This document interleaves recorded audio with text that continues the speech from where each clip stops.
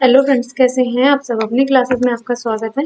और अगर अभी तक आपने हमारे चैनल को सब्सक्राइब नहीं किया है तो प्लीज़ सब्सक्राइब कीजिए, रेट रिव्यू दीजिए, कमेंट कीजिए। फ्रेंड्स, हम पेपर 2 यूजीसी नेट मैनेजमेंट और कॉमर्स स्टूडेंट्स के लिए चलाई हुई सीरीज़ है। इसमें ऑलरेडी हम अपना कोर्स कवर कर चुके हैं अकॉर्डिंग यूजीसी नेट के सिलेबस के।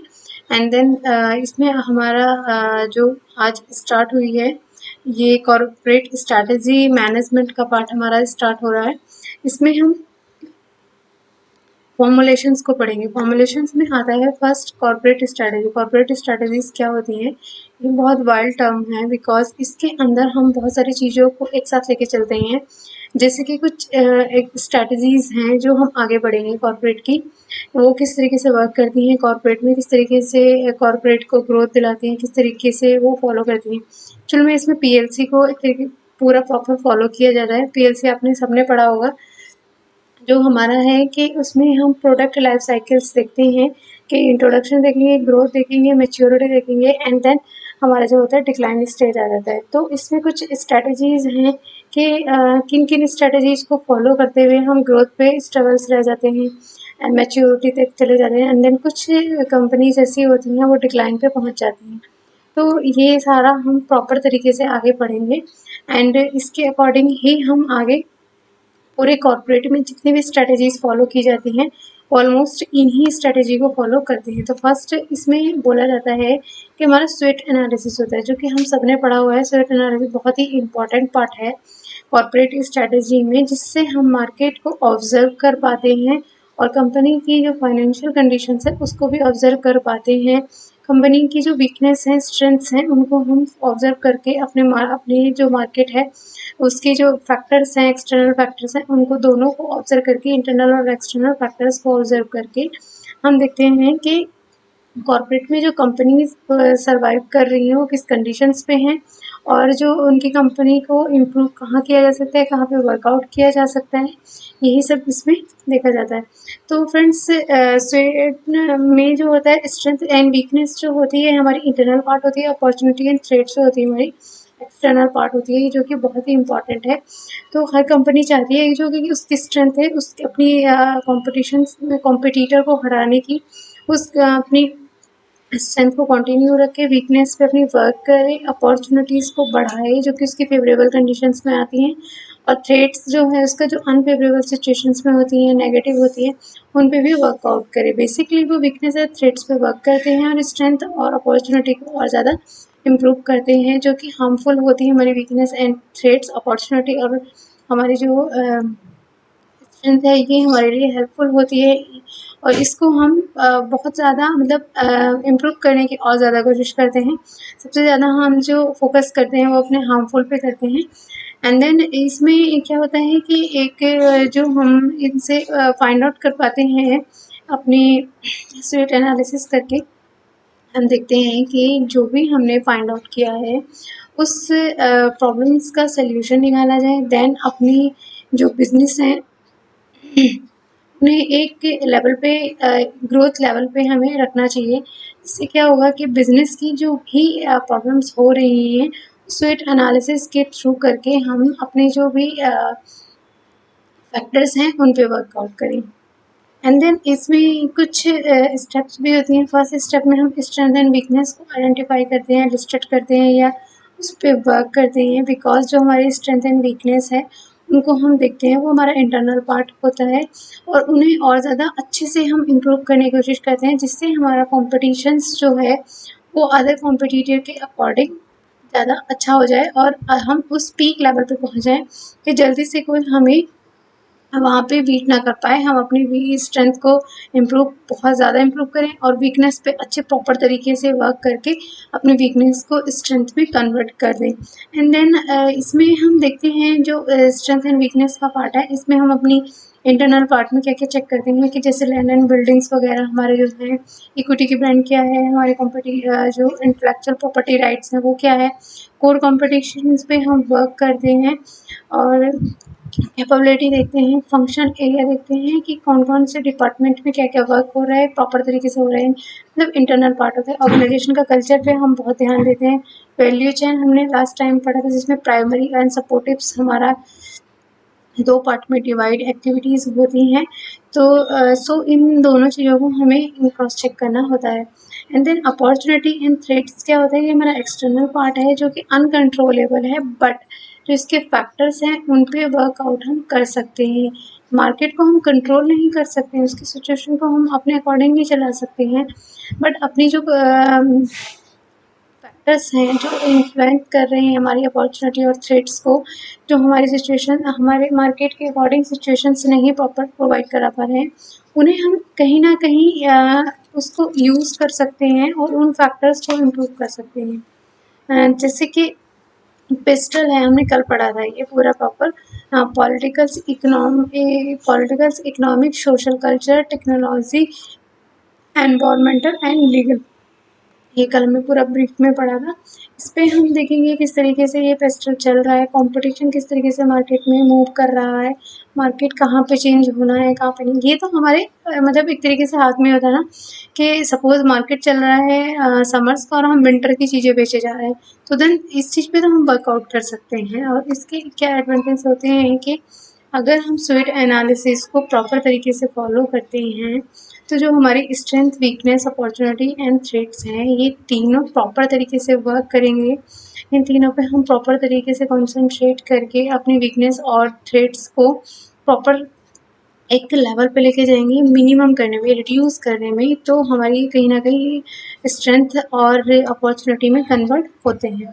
तो इसमें कुछ स्ट्रेटेजिक प्लानिंग्स वगैरह हेल्प करती हैं, जैसे कि स्ट्रेटेजिक प्लानिंग बनाई जाती है, हमें जो इंफॉर्मेशंस गैदरिंग करनी है इन सब के लिए सोर्सेज करना होते हैं, स्ट्रेंथ जो ऑर्गेनाइजेशंस की है उसे और बढ़ाना होता है, वीकनेस पे वर्क करना होता है, अपॉर्चुनिटीज़ जो हैं हमारी अच्छी अपॉर्चुनिटीज़ जो हमें मिलती हैं, तो उनको हमें पूरा तरीके से ग्रैब करके रखना है, मतलब उन्हें एक्सेप्ट करके रखना है, छोड़नी नहीं है। नहीं तो कॉम्पिटिटर्स जो होते हैं, अगर हमने तो अपॉर्चुनिटी छोड़ी तो देन वो ग्रैब कर लेगा, तो उस पर वर्क करना है। और जो हमारे थ्रेट्स हैं उन पे हमें प्रॉपर रिड्यूस करने के लिए वर्क करना है।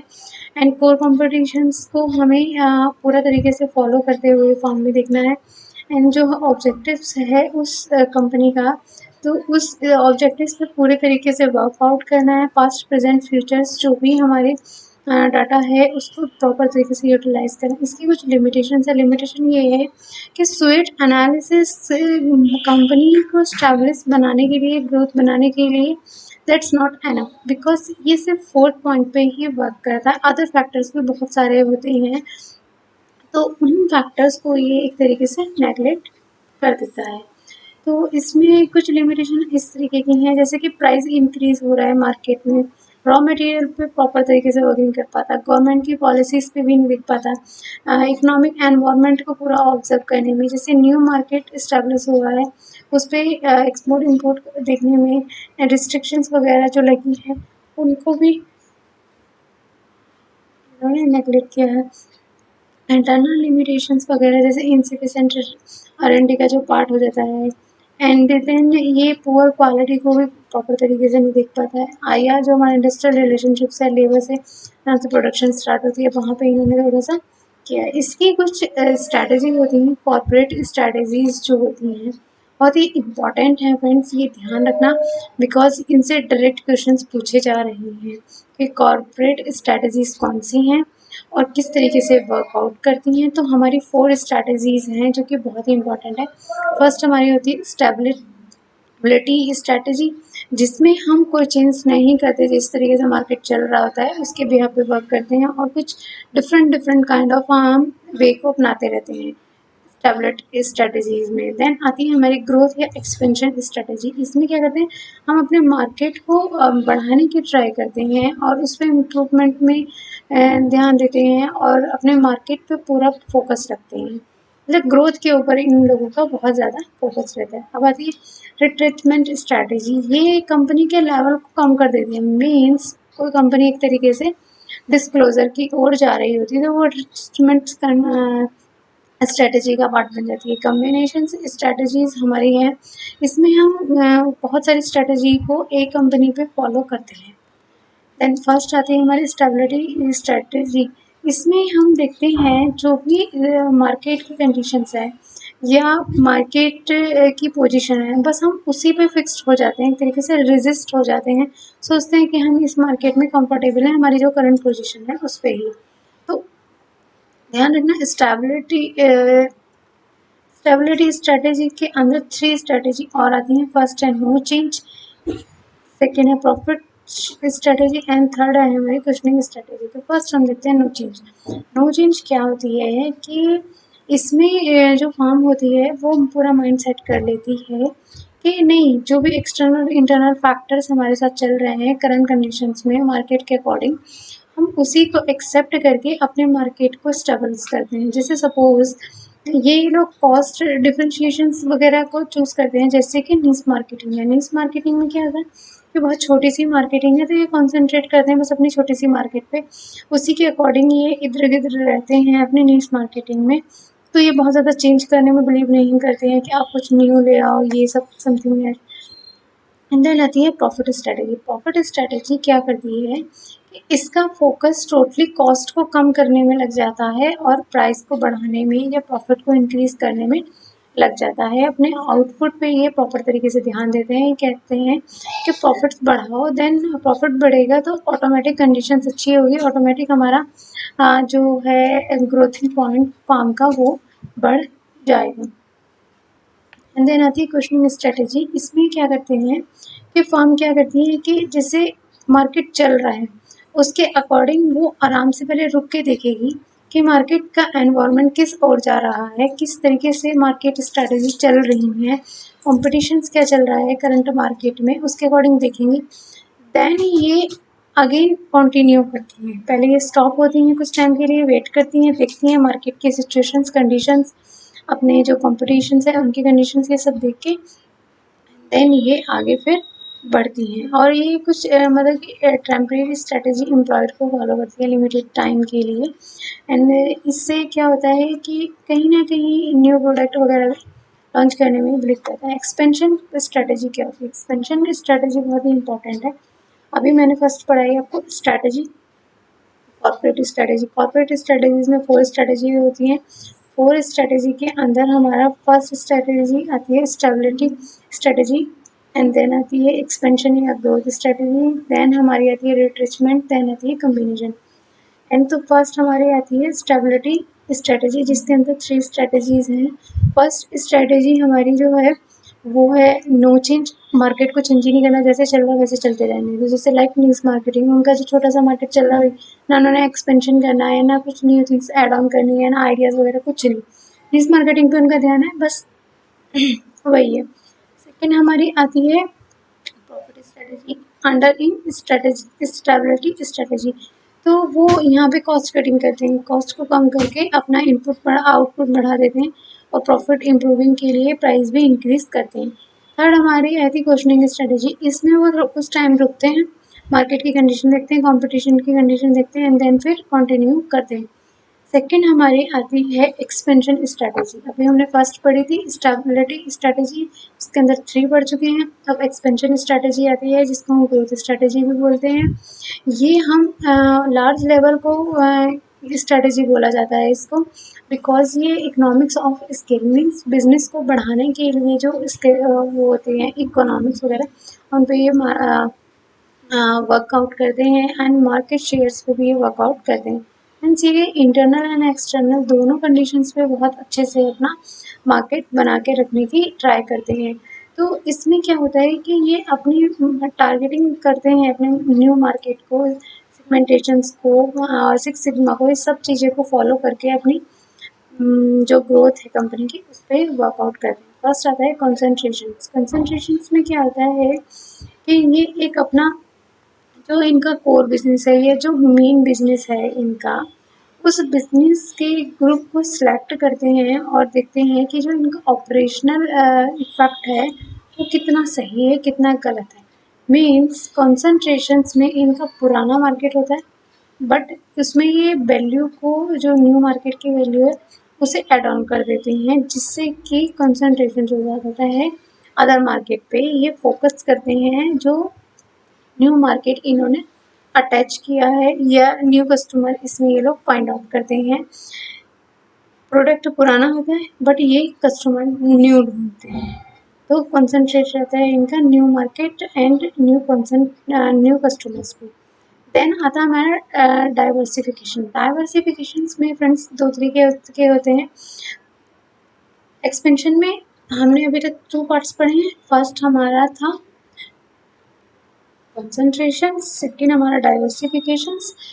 डाइवर्सिफिकेशंस के अंदर 2 पार्ट आते हैं, concentric diversification and conglomerative diversification. Concentric diversifications में क्या होता है कि हम अपनी मार्केट्स को बढ़ाते हैं, कस्टमर्स बढ़ाते हैं। कॉन्ग्लोमेरेटिव में क्या होता है, मार्केट भी न्यू होती है, प्रोडक्ट भी न्यू होता है, दोनों अनरिलेटेड हम न्यू प्रोडक्ट को लॉन्च कर देते हैं जो कि एक दूसरे से डिफरेंट होता है। ठीक है, कॉन्सेंट्रेटिव में मार्केट हमारा प्रोडक्ट भी होता है हमारा सेम ही होता है, बट कॉन्ग्लोमेरेटेड में हमारा प्रोडक्ट भी डिफरेंट होता है, मार्केट भी डिफरेंट होती है एंड कस्टमर भी फिर हमारे डिफरेंट ही है। फिर आती है इंटीग्रेशन। फर्स्ट हमारी थी कॉन्सेंट्रेशंस, सेकंड हमारी जो थी अभी हमने डाइवर्सिफिकेशन एंड थर्ड हमारी इंटीग्रेशंस। 3 हमारी अभी तक हम पढ़ चुके हैं एक्सपेंशन में। इंटीग्रेशंस क्या होती है, एक तरीके से चेन होती है। चेन मीन्स कि वो बिजनेस को फॉलो करते हुए आगे बढ़ती है। इसमें हम मतलब देखते हैं 2 टाइप से, एक वर्टिकल इंटीग्रेशन, एक हॉरिजॉन्टल। वर्टिकल इंटीग्रेशंस में क्या होता है, मान लो कि हम किसी से अपने मटेरियल बनाने के लिए टायर वगैरह ले रहे थे, तो देन अब हमने टाई अप कर लिया टायर वाले से, तो वो भी हमारा ही बिजनेस हो गया। जितनी अभी तक हम बाहर दे रहे थे टायर बेचने में पैसा, वो कंपनी के पास ही रहेगा और एक नया बिजनेस उसका स्टार्ट हो गया है, बट वो रिलेटेड होता है। मतलब कि क्या होता है कि एक हमारे अपवर्ड डाउनवर्ड में हमने उसको इंक्लूड कर लिया। एक तो हमारा टायर वाला हो गया, देन एक हमारा रिटेलर हो गया। मतलब कि जैसे कोई हमारी होलसेल एक कंपनी है बहुत बड़ी, उसके साथ हमने टाई अप करके अपने में कन्वर्ट कर लिया। अपवर्ड डाउनवर्ड दोनों हो गया, मतलब कि एकदम वर्टिकल लाइन, एक लाइन लंबी लाइन में होता है। बट हॉरिजेंटल क्या होता है, हॉरिजेंटल होता है सेम लेवल पे। सेम लेवल पे अभी तक हम पेप्सी बना रहे थे, देन हमने कोल्ड ड्रिंक बनाने के साथ में हमने पेप्सी के साथ में हमने कोल्ड ड्रिंक को जो डिस्ट्रीब्यूटर है, होलसेलर है, कंपनी है, उसके साथ में हमने एक तरीके से एग्रीमेंट कर लिया, कंसोलिडेटेड हमने उसके साथ में अपना जो मार्केट है वो एक्वायर कर लिया सेम लाइन पे। सेम उसमें हम सप्लायर या डिस्ट्रीब्यूटर या इस तरीके से कर रहे थे, बट इसमें हम सेम लाइन पे ही वर्क करेंगे। फोर्थ आता है कॉरपोरेशन एंड फिफ्थ आता है इंटरनेशनलाइजेशन।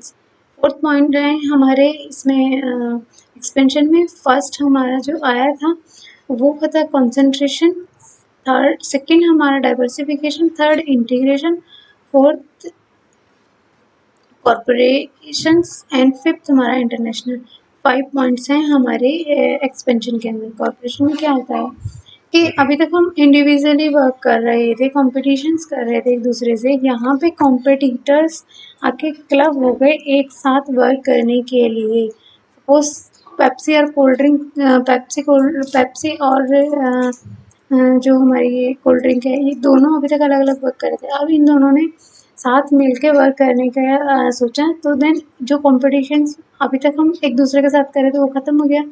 देन जो मार्केट है वो पूरी कैप्चर कर ली इन दोनों ने, और दोनों की रिलेशनशिप्स भी बिल्ड हो गई, एक साथ वर्क करेंगे। कुछ इन्होंने नॉर्म्स एंड कंडीशंस रख के इसे कर लिया। देन आती है इंटरनेशनलाइजेशन। अभी तक सिर्फ हम डोमेस्टिक मार्केट कर रहे थे, एक्सपेंशन मार्केट तब होगा तो हम अपने मार्केट को बढ़ा रहे हैं। तो अब हमने एक्सपोर्ट करने के लिए सोचा, एंड देन हमारी न्यू मार्केट होगी, न्यू कंट्री होगी, न्यू प्रोडक्ट्स होंगे, तो हम उससे भी हमारा एक्सपेंशन बढ़ेगा।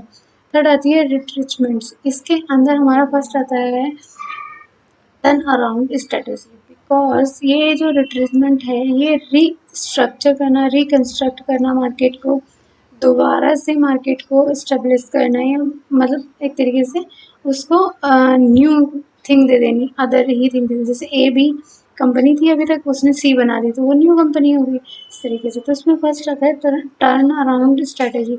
हमने टर्न की प्रोजेक्ट पढ़ा था इंटरनेशनल बिजनेस मैनेजमेंट में, सेम ही होता है टर्न अराउंड स्ट्रेटेजी। मीन्स उसमें भी हम लुक बैक करते हैं कि पीछे जाके देखते हैं हमारे बिजनेस में क्या प्रॉब्लम आ रही थी, उसको हम चेंज करने का ट्राई करते हैं। सेम इसमें ये टर्न अराउंड में भी यही है कि हम पीछे जाके रीस्ट्रक्चर करने के लिए कुछ स्ट्रेटजीज को अप्लाई करते हैं। सेकंड आता है इसमें डी इन्वेस्टमेंट। रिट्रेचमेंट का फर्स्ट पार्ट है टर्न अराउंड, सेकेंड है डी इन्वेस्टमेंट, थर्ड है हमारा लिक्विडेशंस। यही हमारे 3 इसमें स्ट्रेटजी को फॉलो करते हैं। डी इन्वेस्टमेंट क्या होती है? जब एक कंपनी होती है या फर्म अपनी कंडीशंस देखती है, इंटरनल और एक्सटर्नल, वो देखती है कि कंडीशंस बहुत ख़राब हो रही है और अब आउट ऑफ कंट्रोल हो चुकी है, इन्हें कंट्रोल कर पाना थोड़ा मुश्किल है। तो देन वो क्या करती हैं, अपनी जो मार्केट में उनके गुड्स एंड सर्विसेज पड़े हुए हैं उनको थोड़े सस्ते प्राइस पे या कॉस्ट कटिंग करके वो प्राइस कटिंग करके वो मार्केट में सेल करना शुरू कर देते हैं, और जो भी गुड्स पड़े हैं उसको मतलब एक तरीके से जो भी पैसा मिले उसको ले लो, दैट्स इट। इनका जो फोकस होता है कि जो भी इन्वेस्टमेंट हमने की थी वो किसी ना किसी तरीके से कवर कर लें, सब कुछ सेल आउट करके। थर्ड हमारा आता है लिक्विडेशन। लिक्विडेशन कंडीशंस जो होती है वो एक तरीके से दिवालिया कंडीशन हो जाती है, मीन्स कंपनी पूरी खत्म होने जा रही है, कंपनी के पास कुछ भी अब नथिंग फॉर गुड्स या कुछ भी मनी कुछ नहीं बची है, वो पूरी 100% शट डाउन होने की कंडीशंस में है। तो दिवाली में आपने देखा होगा बोली टैक्स लगती है, इस तरीके से वो करके बोली लगा के और जो भी इन्वेस्ट किया था उसे एक्सेप्ट कर लेते हैं। डी इन्वेस्टमेंट की तरह ही है, बट डी इन्वेस्टमेंट में प्रॉपर तरीके से बोली टाइप्स नहीं लगती, नीलामी नहीं होती है, बिट्स नहीं ओपन वगैरह ऐसे कुछ नहीं होती हैं। वो अपनी गुड्स को थोड़ा प्राइस कम करके मार्केट में निकाल देती हैं, जिससे उनके पास जो भी इन्वेस्टमेंट है की थी उन्होंने वो मिल जाए। बट लिक्विडेशंस में प्रॉपर पूरी सबको पता चल चुका होता है, पब्लिक नोटिस में निकल चुका होता है, ये सब चीज़ें हो चुकी हैं कि ये पूरी तरह से अब कंडीशंस इसकी ख़त्म हो चुकी है, इसकी मार्केट ख़त्म हो चुकी है, सब कुछ ख़त्म हो चुका है। पूरी प्रॉपर कंपनी के वो जो बोले लग के जो भी पैसा मिलना होता है वो मिल जाता है। कॉम्बिनेशन स्ट्रैटेजी क्या कहती है कि एक सिंगल बिजनेस फार्म में आप अपनी जो स्ट्रैटेजीज़ हैं उन्हें फॉलो करो, जैसे एक्सपेंशन है, स्टेबिलिटी है, इन स्ट्रैटेजी को फॉलो करो। मतलब इन जहाँ पे आपको लगे सिचुएशन के अकॉर्डिंग आप अपनी कंपनी को ग्रो अप करना चाहते हैं तो इन सब का कम्बिनेशन यूज़ करें। इन्होंने बोला है कि जैसे एक एग्जांपल भी दिया हुआ है नीचे Tata iron and steel company का। तो इन्होंने बोला है कि जब आपको लगे मार्केट डूब रहा है, ठीक है, तब अपनी कंपनी के स्वेट एनालिसिस करके अपने वीकनेस और अपनी थ्रेड्स पे वर्क करके अपनी कंपनी को इम्प्रूविंग कंडीशन में लेके जाओ। और लग रहा है अब ख़त्म हो चुकी है, अब आपकी बस की बात नहीं है, कंडीशंस ख़त्म हो चुकी है, कुछ नहीं कर सकते, तो डी इन्वेस्ट कर लो, ठीक है। और लिक्विडेशन होने से बेस्टर है कि डी इन्वेस्ट कर लो। तो ये इन्होंने बोला कि जो भी आपको सही लगे आप अपनी कंपनी को यूज़ करो, पर ट्राई करो मिक्स स्ट्रैटेजी यूज़ करो ग्रोथ एंड एक्सपेंशन की, वो आपकी कंपनी को हमेशा एक अच्छे स्टेबलिश प्लेटफॉर्म प्रोवाइड कराएगी। So thank you so much friends, rate review कीजिए, कमेंट कीजिए, हमारे चैनल को सब्सक्राइब कीजिए, और हमारी जो सीरीज़ ऑलरेडी डल चुकी हैं प्लीज़ उन्हें फॉलो कीजिए, क्योंकि बहुत ही इंपॉर्टेंट सीरीज़ मैं ऑलरेडी इसमें डाल चुकी हूँ, जो पेपर 2 मैनेजमेंट और कॉमर्स के स्टूडेंट्स के लिए फ्री ऑफ कॉस्ट मिल रही है।